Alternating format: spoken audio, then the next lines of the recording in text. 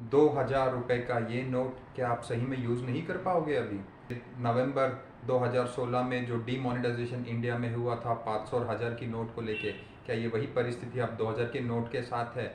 आइए हम फैक्ट्स पे बात करते हैं। आरबीआई के सर्कुलर के हिसाब से ये ₹2000 का नोट की वैल्यू अभी भी उतनी है जितनी पहले थी, पर 30 सितंबर 2023 तक, मतलब इस पीरियड के दौरान, मतलब 20 मई से लेके 30 सितंबर तक ये एक लीगल टेंडर है।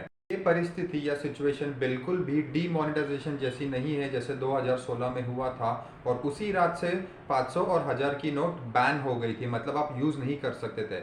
यहाँ पर आरबीआई के सर्कुलर के हिसाब से it is still a legal tender, you can still use it. आप बैंक जा सकते हो, इसे डिपॉजिट कर सकते हो अपने अकाउंट में कुछ लिमिटेशंस के साथ। तो एक टाइम पे आप मैक्सिमम 2000 के 10 नोटें डिपॉजिट कर सकते हो आपके अकाउंट में। तो मान के चलो 2000 इंटू 10 20,000 रुपए, एंड आपके पास लाख रुपए पड़े हैं, तो आपको 5 टाइम बैंक जाना पड़ेगा।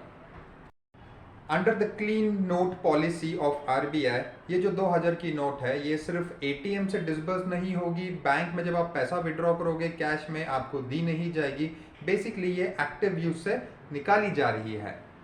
2000 की नोट 2016 में इंट्रोड्यूस की गई थी, बिकॉज जब 500 और 1000 की नोट बैन की गई थी तो आरबीआई मेक श्योर करना चाहती थी कि बाकी की करेंसीज एडिकेट क्वांटिटीज़ में अवेलेबल हो। और according to RBI clean note policy, कोई भी करेंसी की लाइफ जो होती है वो 4 से 5 साल मानी जाती है। उसी के अंडर इसे सर्कुलेशन में बंद किया जा रहा है।